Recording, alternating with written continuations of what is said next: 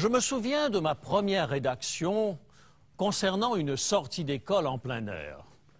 En 3 lignes, l'affaire avait été réglée. On s'est bien amusé, on a bien mangé, on est parti de bonne heure le matin.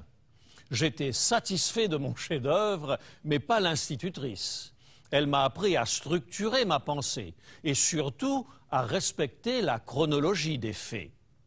Si j'appliquais mon cours universitaire de méthodologie à l'Apocalypse, je risquerais fort de lui faire dire des choses qui n'étaient pas dans l'intention de l'auteur. Voyez-vous, la pensée biblique avance par vagues successives, un peu à la manière d'une marée montante. Chaque vague apporte un peu plus d'eau jusqu'à ce que la marée soit haute. Le livre de l'Apocalypse avance par vagues successives. Chaque vision reprend la précédente avec une perspective différente et ajoute un élément supplémentaire. Si nous lisons l'Apocalypse de manière chronologique, nous additionnons les mêmes événements et nous nous affolons devant le nombre de catastrophes qui se déversent sur le monde. Ce n'est pas parce que vous assistez aux obsèques d'un grand personnage sur 5 chaînes de télévision différentes qu'il a été enterré 5 fois. Lorsque vous avez saisi ce processus, vous abordez l'Apocalypse de manière plus sereine. Une troisième précaution consiste à ne pas tenter de comprendre le livre de l'Apocalypse sans avoir pris connaissance du livre de Daniel. Ce sont les 2 grands livres prophétiques qui couvrent toute l'histoire de l'humanité jusqu'au retour de Jésus. Jean ne fait que prolonger la vision qui a été donnée à Daniel 6 siècles auparavant. Il est important de faire un rapide survol des visions de Daniel pour illustrer la nécessité de bien connaître l'Ancien Testament pour comprendre l'Apocalypse. Au chapitre 2 de son livre, Daniel raconte comment le roi de Babylone, Nebuchadnezzar, avait eu un songe qui l'avait passablement perturbé, mais dont il ne se souvenait plus. Devant l'incapacité de ses astrologues et devins de lui rappeler son rêve, le roi se fâche et en monarque plénipotentiaire ordonne que les sages de Babylone soient mis à mort. Daniel informe le roi que son Dieu est en mesure de satisfaire la curiosité du roi et ce dernier lui accorde un délai de grâce. C'est ce que nous lisons dans le livre de Daniel, au chapitre 2, versets 27 et 28. Daniel, chapitre 2, versets 27 et 28. Daniel répondit en présence du roi et dit « Ce que le roi demande est un secret que les sages, les astrologues, les magiciens et les devins ne sont pas capables de découvrir au roi. Mais il y a dans les cieux un Dieu qui révèle les secrets et qui a fait connaître au roi Nebuchadnezzar ce qui arrivera dans la suite des temps. Voici ton songe et les visions que tu as eues sur ta couche. » Selon Daniel, Dieu est à l'origine de ce rêve et a fait connaître au roi ce qui arrivera dans la suite des temps. Voici le détail de ce songe, toujours dans Daniel au chapitre 2, à partir du verset 31. « Ô roi, tu regardais et tu voyais une grande statue. Cette statue était immense et d'une splendeur extraordinaire. Elle était debout devant toi et son aspect était terrible. La tête de cette statue était d'or pur, sa poitrine et ses bras étaient d'argent, son ventre et ses cuisses étaient d'airain, ses jambes de fer, ses pieds en partie de fer et en partie d'argile.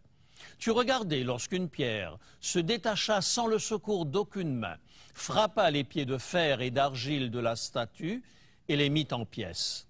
Alors le fer, l'argile, l'airain, l'argent et l'or furent brisés ensemble et devinrent comme la balle qui s'échappe du nerf en été. Le vent les emporta et nulle trace n'en fut retrouvée. Mais la pierre qui avait frappé la statue devint une grande montagne et remplit toute la terre. Daniel va donner lui-même l'explication du songe au roi. Remarquez que nous sommes loin des prédictions à la Nostradamus données dans un langage complètement hermétique que chacun peut interpréter à sa convenance. Ici, les symboles employés sont à la portée de tout un chacun. Et comble de bonheur, c'est le prophète lui-même qui en donne l'explication. Versets 36 et suivants. Voilà le songe, nous en donnerons l'explication devant le roi. Ô roi, tu es le roi des rois, car le Dieu des cieux t'a donné l'empire, la puissance, la force et la gloire. Il a remis entre tes mains en quelque lieu qu'ils habitent les enfants des hommes, les bêtes des champs et les oiseaux du ciel, et il t'a fait dominer sur eux tous. C'est toi qui es la tête d'or. Le point de départ de la vision étant donné, la signification des différents métaux étant fournie, c'est un jeu d'enfant maintenant que de comprendre la vision. Armez-vous d'un petit Larousse illustré, ouvrez la partie historique et vous découvrirez en vous référant à la succession des empires que la vision de Daniel est conforme à l'histoire. Le seul événement qui se situe encore dans le futur est l'apparition de Jésus sur les nuées des cieux pour établir sur une terre restaurée son royaume éternel. Si maintenant vous allez au chapitre 7 de Daniel, vous constatez que la même séquence historique est reprise, mais avec des symboles différents. Daniel voit 4 animaux qui émergent de la mer, et au versets 17 et 18, l'explication du songe lui est donnée. Daniel, chapitre 7, et les versets 17 et 18.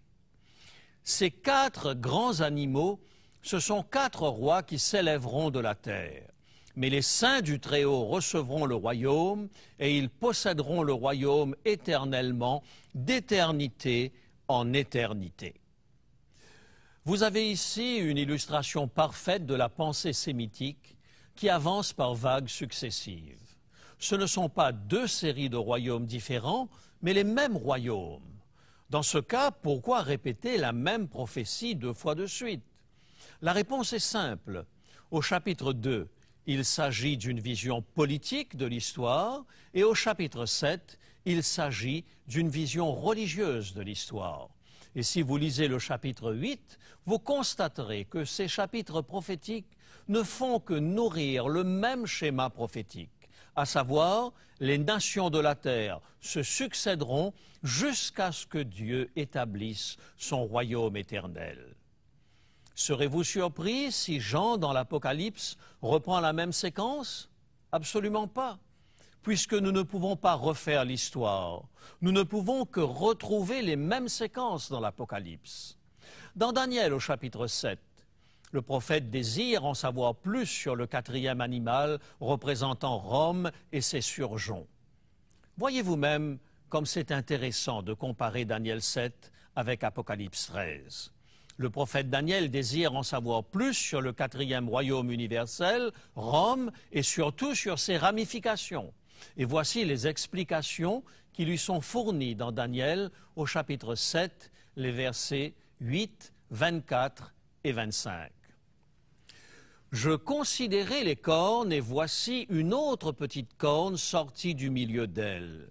Et 3 des premières cornes furent arrachées devant cette corne. Et voici, elle avait des yeux, comme des yeux d'homme, et une bouche qui parlait avec arrogance. Les 10 cornes, ce sont 10 rois qui s'élèveront de ce royaume. Un autre s'élèvera après eux, il sera différent des premiers, et il abaissera 3 rois. Il prononcera des paroles contre le Très-Haut, il opprimera les saints du Très-Haut, et il espérera changer les temps et la loi. Et les saints seront livrés entre ses mains pendant un temps, des temps et la moitié d'un temps.